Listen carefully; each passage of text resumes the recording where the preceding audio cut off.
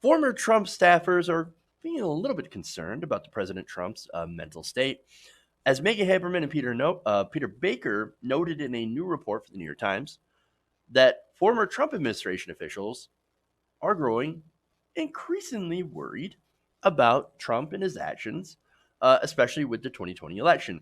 So now understand, these are Republicans, and they want to see a Republican.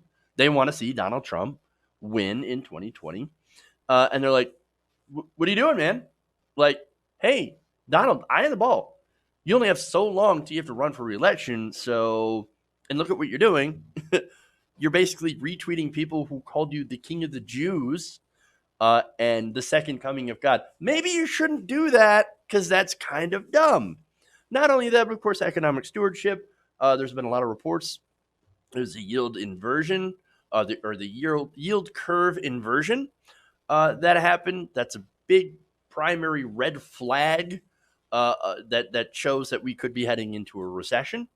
There's also trucking that's down. That's another big red flag, a big marker showing that we are headed towards a recession. And so they're like, hey, you should be worried about that. Now, let me give you what Haberman and Baker had written. They said some former Trump administration officials in recent days said they're increasingly worried about the president's behavior, suggesting that it stems from rising pressure on Mr. Trump as the economy seems more worrisome and next year's election approaches. Okay, so look, let me kind of pick that apart just a little bit here, right? Oh, so now you're worried about the president's behavior.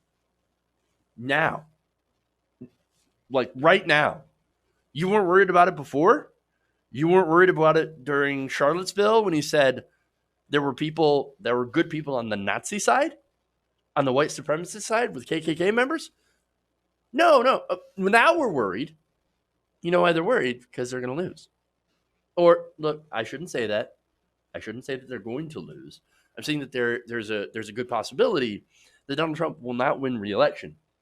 Now, of course, that's entirely on the Democrats. If they decide to put up a corporatist, milquetoast, establishment figure, well, then there's a good chance that he could lose, he or she or whoever ends up being the Democratic nominee, because the Democrats have a history of pulling defeat out of the jaws of victory. So, I want to be careful about what I say on that. But nonetheless, here are these staffers saying Donald Trump could lose if he continues to be a moron, if he continues to say these outrageous things and try to buy places like Greenland. What are you doing? What are you doing? What are you doing? No. Focus on making sure that the economy does not enter into a recession. That would be, fix number one, right? To try to avoid a giant recession, which I don't even know if he'll be able to do. He continues to try to argue with the Federal Reserve. See, that's his main economic issue. I'm going to argue with the Federal Reserve so that they can lower the interest rates. But wait, if the economy is strong, like he claims it is, right, that we're not heading into recession, then you would lower interest rates. And you would keep interest rates high if, you are in a not strong economy, right? So no, Trump, he doesn't know any of that. He doesn't know anything about economics. All Trump wants to do is lower the interest rates so he makes less payments, less in payments, I should say. He wants to save money because Donald Trump happens to have and I'm guessing, a lot of debt. That would be the main reason that he continues to bug Jerome Powell. So, but anyway, yeah, now they're worried about this. That's hilarious. Now, of course, these are former staffers, right? One of the problems that they point out, Haberman and Baker do, is that there's nobody that's currently in the administration now that is telling Trump, hey, maybe you need to focus on not being such an idiot and actually try to do your job and try to make the economy better. In fact, they said Trump apparently has too many sycophants and not enough constructive criticism.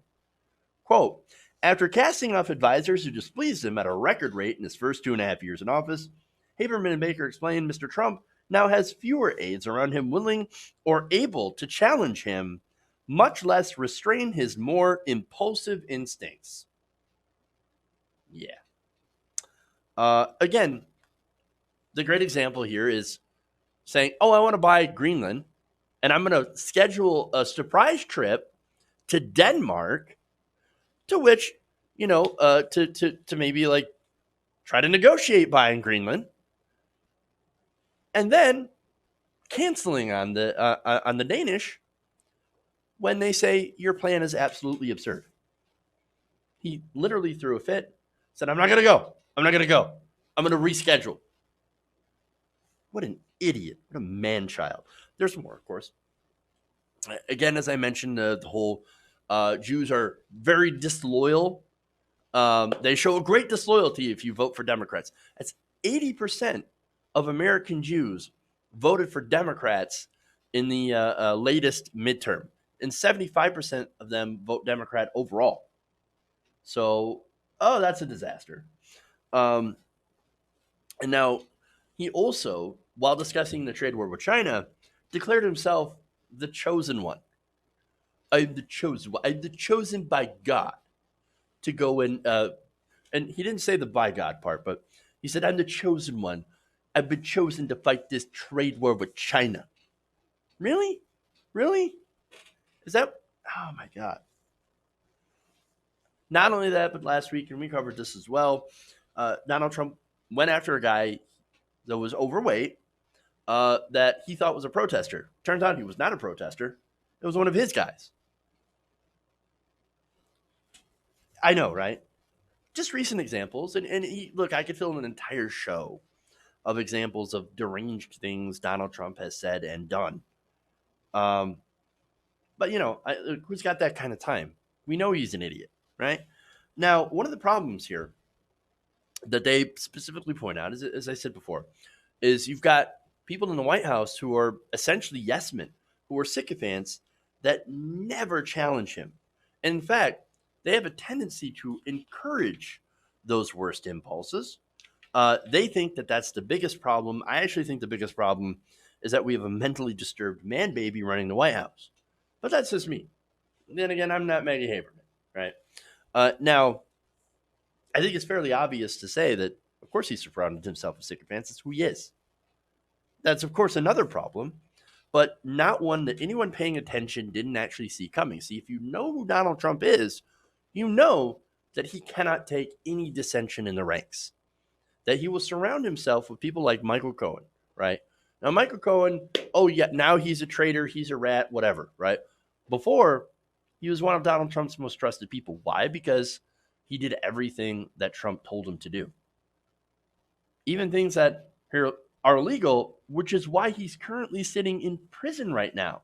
You don't just do that for someone if you're not a sycophant. He surrounds himself with those people, with yes men who bow down to him, who kiss his ring, and basically, more importantly, let him do whatever the hell he wants. And we know who they are. We know who they were, right? And we know that some of these same people that kiss his ass when they are on the inside, they are now pretending to be against him now that they're on the outside. These are your grifters, man. These are the people that go into the administration knowing exactly who and what they're what they're doing and who Donald Trump is, and they don't care. All they see is, oh no, we've got power. Oh, I'm interested in that power. And then I'm going to go and I'm going to try to grab as much of it as I can. That's what they're doing. But look, here's the thing. The president's mental. We know that. He's not a normal person. Even if he's not in mental decline, which I don't think you can make a very convincing argument at this point. Even if he wasn't, he still has some incredibly troubling personality traits that are in full display. The emperor right now has no clothes. And who's been saying that? We have. Now, the New York Times is a little bit late in talking about that. But nonetheless, they are talking about it now. So, look, forgive me, by the way, if I'm not giving a lot of credit to both the New York Times and ex-Trump people, right? Again, these Trump people, they signed on until they were fired. They knew who he was. And again, look, the guy started his campaign by, going after Mexicans, by attacking Mexicans. Now, if somebody asked me to work for them, right, I kind of want to know what they're up to. I kind of want to know their past. I kind of want to know if they're maybe insane or insanely racist. But these guys, they didn't. They said, oh, look, power. And most of them agree with him, by the way, on the policies. Let me give you an example. Former Chief of Staff John Kelly. John Kelly, right, is considered like a hero because he's now an ex-Trump official, right? Called him an idiot all the time. John Kelly is an immigration hawk. Now, is he quite as bad as Stephen Miller? No. But he largely agreed with Donald Trump on just about all of his immigration policy. That's who John Kelly is. He's no hero. Okay. The only reason they didn't get along is because Trump was too stupid. Trump would order him around in ridiculous ways, order him to do, and just like he does with the rest of his staff, to do illegal things. He's like, no, I'm not going to do that. Well, that's ridiculous. Not only that, but Trump kept getting in trouble for saying the quiet parts out loud. And that gets everybody in trouble. And so, look, and that's the thing, right? The overall point here is Trump is part of that Republican. He is a Republican base. He's what would happen if you took basically a bunch of Fox News talking points and made it into a person. This is a walking Tucker Carlson teleprompter script. That's who Donald Trump is. So for the New York Times, why are you surprised? Why do you continue to be surprised at his mental decline? It has been like this for quite some time. You just got clued in, what, a year ago? No, we've been on that for a long, long time. He's mentally unhinged. It's obvious. And by the way, these former Trump staffers, they should not be allowed by media like the New York Times, right, to wash the stink of the Trump administration off of them. They should not be allowed. Because while the president might be in mental decline, these people certainly are not. These people knew better, and they still took jobs in the administration, and we should never, ever let them forget it. Hey guys, hopefully you enjoyed that free video. Now I'm going to have to ask you a favor. Between the demonetization and the YouTube algorithm messing around with view counts, etc., we're having a hard time adjusting to the new YouTube reality, which is where you guys come in. See, we have a Patreon, patreon.com/TYTNation, set up to help us rely on you guys, the viewers, instead of big corporate ads. Look, you know the show. You know I'm not in favor of big corporations anyway. So help us transition away from relying on the ad model to pay the bills and sign up to be a patron, patreon.com/TYTNation. That goes a long way to help us keep the lights on. And you guys will know that you're supporting independent, progressive media.